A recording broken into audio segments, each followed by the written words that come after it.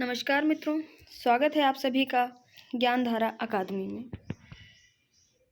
आज का video UGC net और उच्चतर शिक्षा आयोग में लगा हुआ अंधा युग नाटक पर है। चलिए शुरू करते हैं समय को व्यर्थ ना करते हुए। अंधा युग नाटक धर्मवीर भारती द्वारा लिखित है। जैसा कि आपने सभी लेक्चरों में देखा होगा, किसी लेखक की रचना के बारे में जानने से पहले हम उस लेखक के बारे में जानना ज़रूरी समझते हैं। तो उसी सिलसिले में आगे बढ़ते हुए हम धर्मवीर भारती के जीवन परिचय के बारे में थोड़ा सा जानेंगे। इनका जन्म 25 दिसंबर 1926 ईस्वी को हुआ था और मृत्यु 4 सितंबर 1997 ईस्वी को हुई थी। धर्मवीर भारती का जन्म 25 दिसंबर 1926 को इलाहाबाद के, वर्तमान में प्रयागराज, इलाहाबाद के अतरसुइया मोहल्ले में एक कायस्थ परिवार में हुआ था। उनके पिता का नाम श्री चिरंजीव लाल वर्मा और माँ का नाम श्री चंदा देवी था।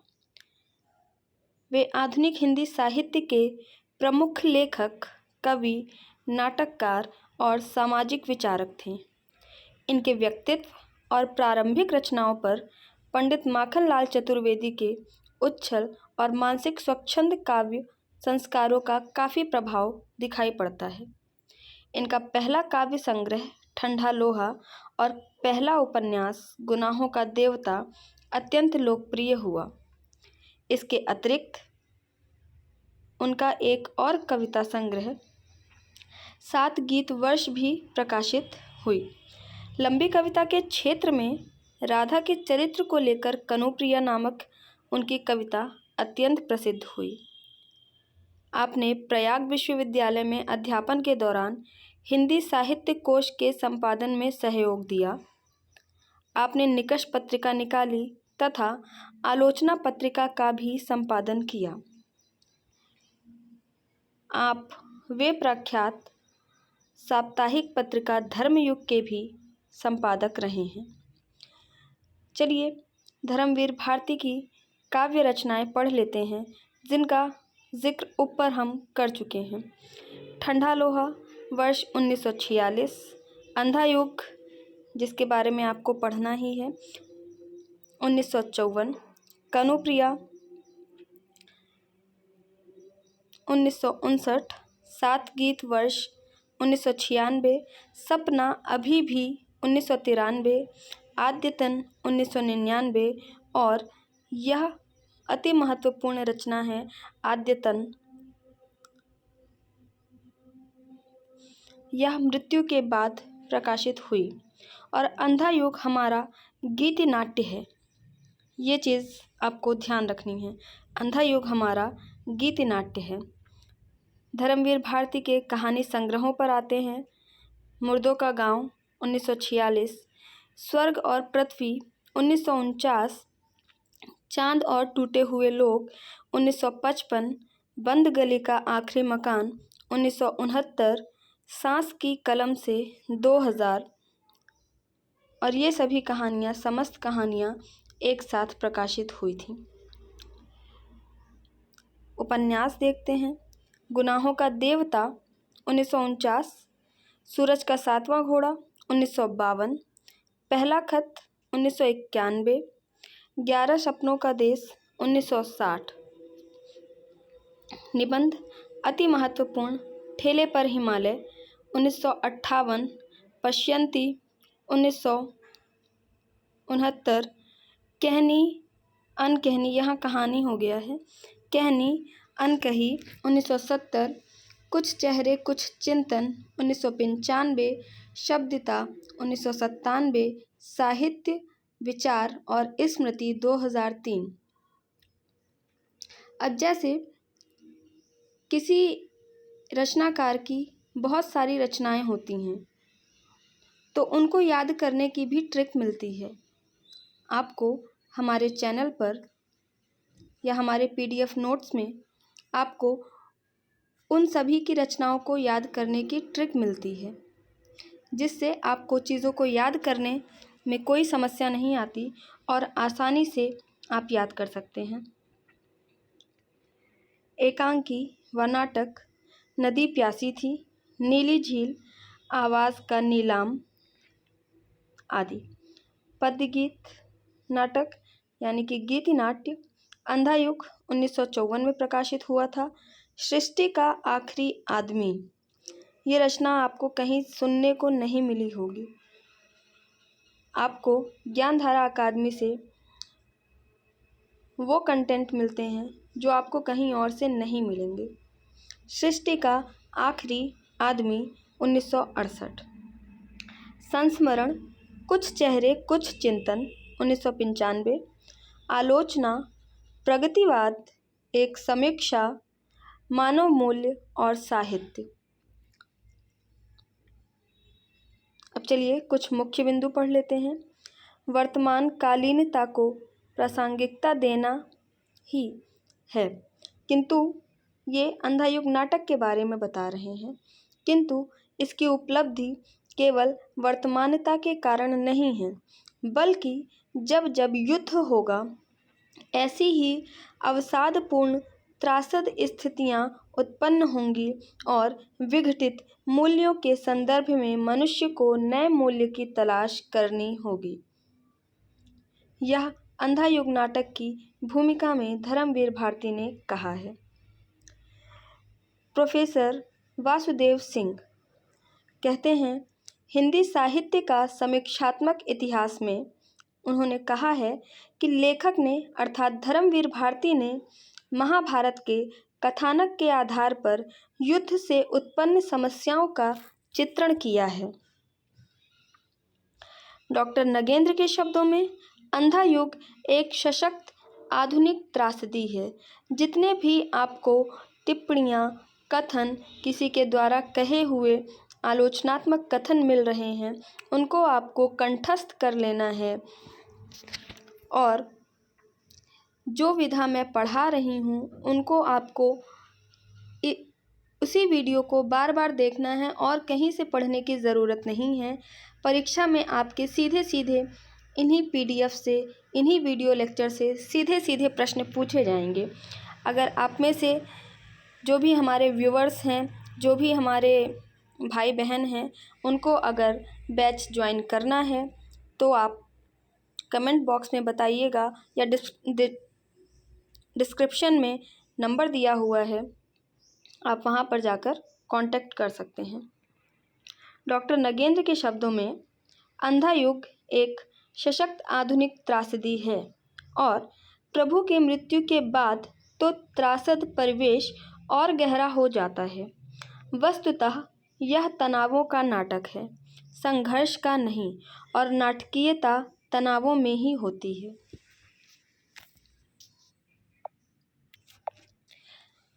जयदेव तनेजा का कथन, अंधा युग किसी विशिष्ट अथवा युग विशेष का घोतक न होकर अतीत, वर्तमान और भविष्य को एक साथ अपने में समाये हुए है।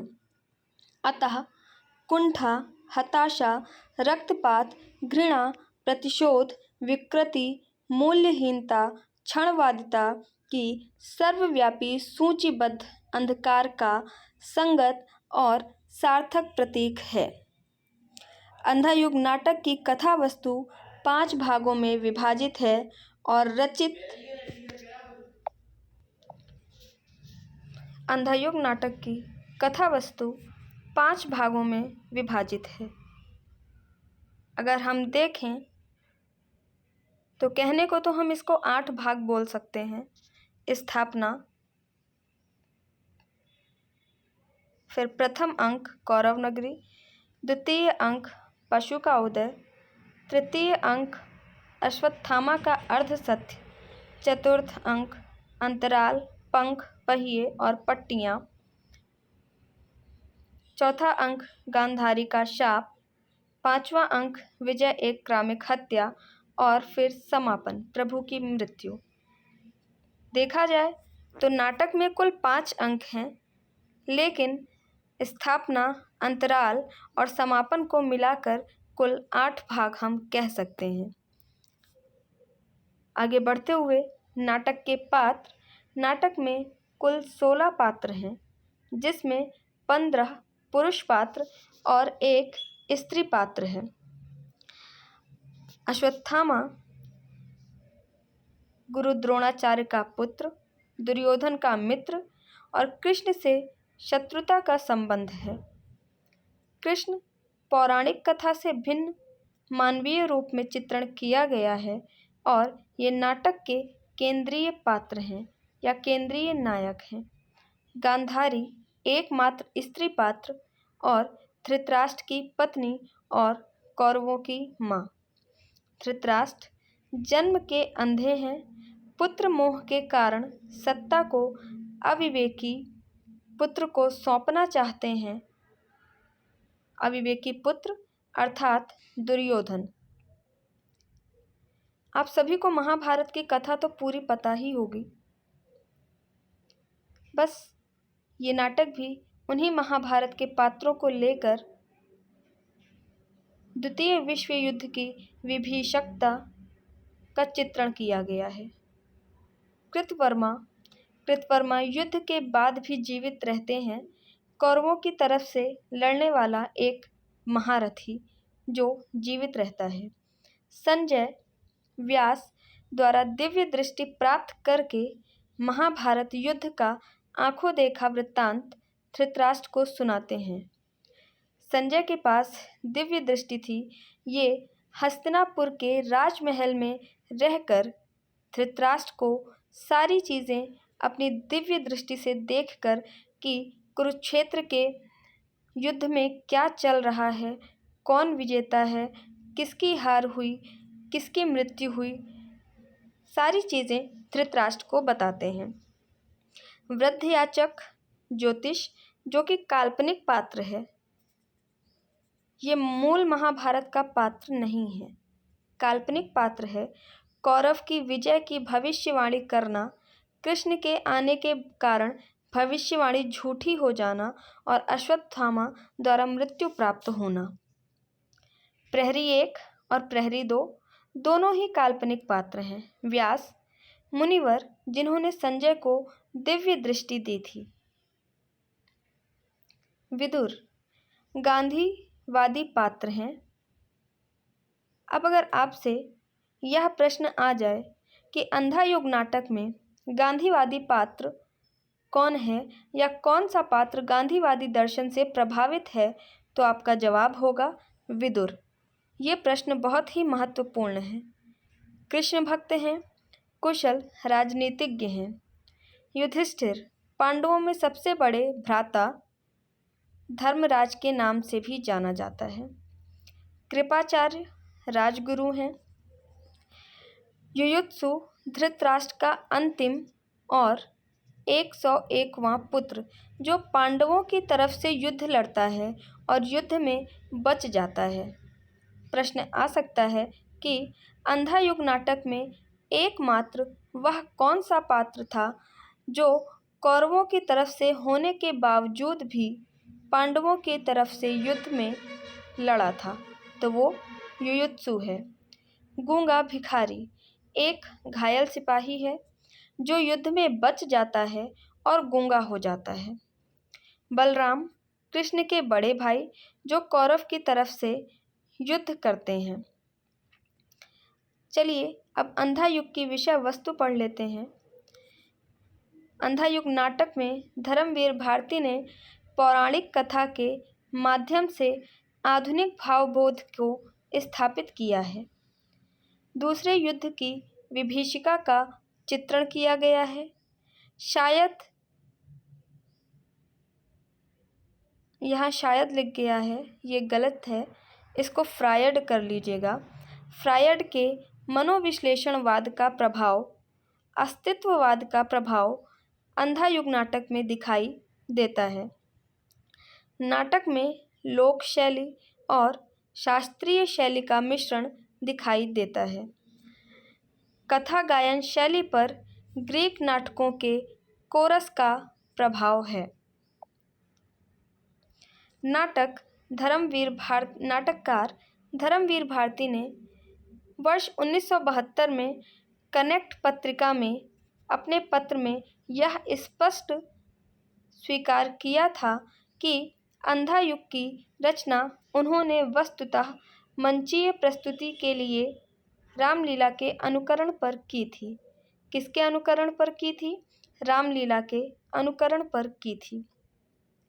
अंधा युग का प्रथम मंचन वर्ष 1962 के दिसंबर में सत्यदेव दुबे के निर्देशन में हुआ था।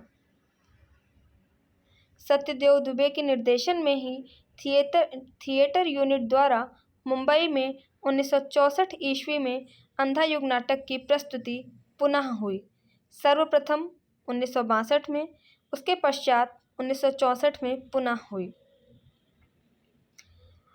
कोलकाता के नाट्य संस्था अनामिका ने 25 दिसंबर 1964 को सत्यदेव दुबे के निर्देशन में अंधा युग नाटक को प्रस्तुत किया था।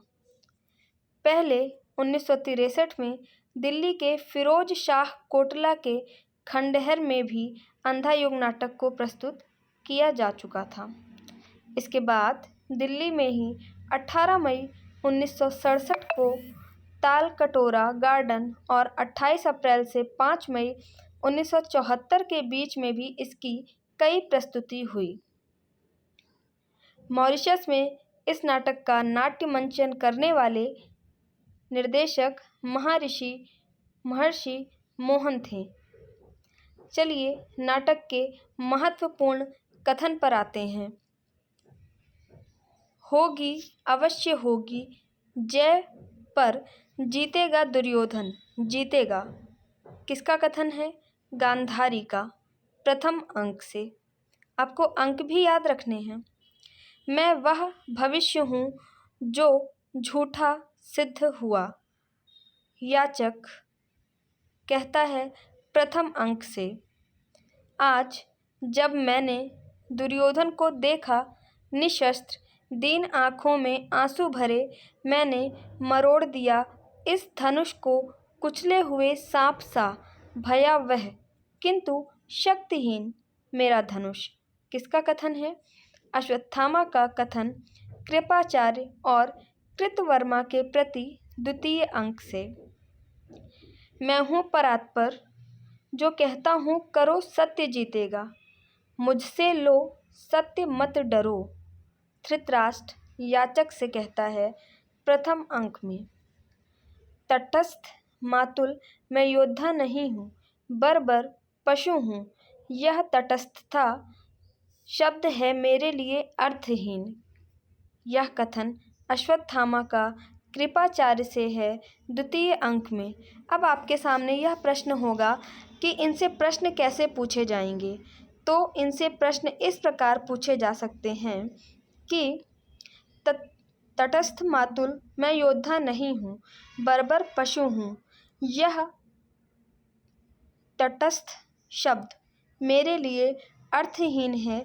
निम्न कथन अंधा युग नाटक के किस अंक से अवतरित है? आपके पास 4 विकल्प होंगे। प्रथम अंक, द्वितीय अंक, पंचम अंक या चतुर्थ अंक। अथवा प्रश्न इस प्रकार से भी पूछा जा सकता है कि निम्न कथन अंधा युग नाटक में किसने कहा है या किससे कहा है? आगे, मैंने नहीं मारा उसे, मैं तो चाहता था वध करना भविष्य का, पता नहीं कैसे वह बूढ़ा मर पाया होगा। अश्वत्थामा का कथन कृपाचार्य के प्रति अभिमन्यु के संदर्भ में। मैंने छूकर अंग भंग सैनिकों को देखने की कोशिश की। बाज के पास से हाथ जब कट जाता है, लगता है वैसे जैसे मेरे सिंहासन का हत्था है। द्वितीय अंक में। कौरव पुत्रों की इस कलुषित कथा में एक तुम हो केवल, जिसका माथा गर्म उन्मत्त है।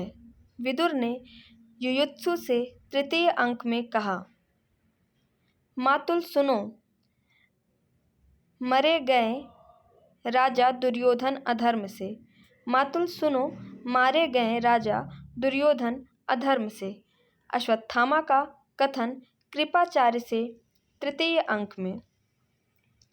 आज मुझे भान हुआ, मेरी वैयक्तिक सीमाओं के बाहर भी सत्य हुआ करता है। धृतराष्ट्र का कथन प्रथम अंक में। ज्ञान जो समर्पित नहीं है, अधूरा है, मनोबुद्धि तुम अर्पित कर दो मुझे। विदुर के संवाद में कृष्ण का कथन प्रथम अंक में। हम सबके मन में कहीं एक अंधा गह्वर है, बर्बर पशु, अंधा पशु वास वही करता है। गांधारी का कथन प्रथम अंक में। नैतिकता, मर्यादा, अनासक्ति, कृष्णापरण, यह सब है अंधी प्रवृत्तियों की पोशाकें, जिसमें कटे कपड़ों की आंखें खुली रहती हैं। गांधारी का कथन है प्रथम अंक में। जाओ हस्तिनापुर, समझाओ गांधारी को, अपने शिविरों को जाते पांडवगढ़, वे भी निश्चय मारे जाएंगे। बलराम कृष्ण से तृतीय अंक में कहते हैं। संजय, तुम जाओ, मेरा यह अभिशाप है। धृतराष्ट्र का कथन। गूंगों के सिवा आज और कौन बोलेगा मेरी जय, यह कथन धृतराष्ट्र द्वारा कहा गया है। इस अभिशाप भूमि पर एक कदम भी रखा तो बचकर लौटना असंभव है। द्रोणाचार्य का कथन है। अश्वत्थामा, उन नीचों को मारूंगा, पांडवों के लिए सुविधा का कोई अर्थ नहीं। युधिष्ठिर का कथन है। माता मत कहो मुझे, तुम जिसको कहते हो प्रभु, वह भी मुझे माता ही कहता है। गांधारी का कथन विदुर से। नाटक के प्रारंभ में उद्घोषणा और मंगलाचरण होते हैं। उद्घोषणा नारायणं नमस्कृत्यं नरं चैव नरोत्तमं देवीं सरस्वतीं व्यासं ततो जयमुदीरयः। प्रश्न इस प्रकार से पूछा जा सकता है, निम्नलिखित श्लोक किस नाटक से लिया गया है? आपके पास 4 विकल्प होंगे और आपको उनमें से अपना जवाब देना होगा। आगे, होती होगी वधिकों की मुक्ति प्रभु के मरण से, किंतु रक्षा कैसे होगी अंधे युग में मानव भविष्य की प्रभु के इस कायर मरण के बाद। समापन का यह कथन युयुत्सु द्वारा कहा गया है। अंधा युग बैठ गया था मेरी नस नस में, अंधी प्रतिहिंसा के बाद, जिसके पागलपन में मैंने क्या क्या किया, केवल अज्ञात एक प्रतिहिंसा। अश्वत्थामा समापन में प्रायश्चित करते हुए, आत्मग्लानि सी अनुभव करते हुए यह कथन कहता है। मैं हूँ अमानुषिक अर्धसत्य तर्क, जिसका है घृणा और स्तर पशुओं का है। अश्वत्थामा का कथन समापन में। अंधा युग में जब जब शिशु भविष्य मारा जाएगा, ब्रह्मास्त्र से तक्षक डसा जाएगा, परीक्षित को या मेरे जैसे कितने युयुत्सु कर लेंगे आत्मघात, उनको बचाने कौन आएगा। युयुत्सु का कथन समापन में है। आस्था नामक यह घिसा हुआ सिक्का अब मिला अश्वत्थामा को, जिसे नकली और खोटा समझकर मैं कूड़े में फेंक चुका हूँ बरसों पहले। युयुत्सु का कथन समापन में। जीवन भर मैं निरपेक्ष सत्य कर्मों में उतरा नहीं, धीरे धीरे खो दी दिव्य दृष्टि। देखिए, जहाँ कहीं भी आपको दिव्य दृष्टि दिखाई दे अंधा युग नाटक से, तो आप समझ जाइएगा कि अंधा युग नाटक में अर्थात महाभारत में दिव्य दृष्टि सिर्फ संजय के पास थी, तो वो कथन संजय का हो सकता है। जहाँ कहीं आपको आत्मग्लानि प्रायश्चित का भाव दिखाई दे, तो वहाँ अश्वत्थामा होंगे। अगला कथन, मुझको मत बाहें दो, फिर भी मैं घेरे रहूँगा तुम्हें, मुझको मत नयन दो, फिर भी देखता रहूँगा। मुझको मत समझो, लेकिन तुम तक मैं पहुँच कर रहूँगा। प्रभु। संजय का कथन समापन में। अगला कथन सिंहासन प्राप्त हुआ है, जो यह माना कि उसके पीछे अंधेपन की अटल परंपरा है। युधिष्ठिर का कथन 5वें अंक से। यह आत्महत्या होगी, यह आत्महत्या होगी। प्रतिध्वनि इस पूरी संस्कृति में, दर्शन में, धर्म में, कलाओं में, शासन व्यवस्था में आत्मघाती होगा बस अंतिम लक्ष्य मानव का। आत्मघाती होगा बस अंतिम लक्ष्य मानव का। कृपाचार्य का कथन 5वें अंक में। 18 दिनों के इस भीषण संग्राम में कोई नहीं, केवल मैं ही मरा हूँ करोड़ों बार। जितनी बार जो भी सैनिक भूमिशाही हुआ, कोई नहीं था, वह मैं ही था। यह कथन कृष्ण का है 4थे अंक से। भुजाएं यह तुम्हारी पराक्रम भरी थकी तो नहीं? अपने बंधुओं का वध करते करते। गांधारी का कथन 3 अंक में। भीम से।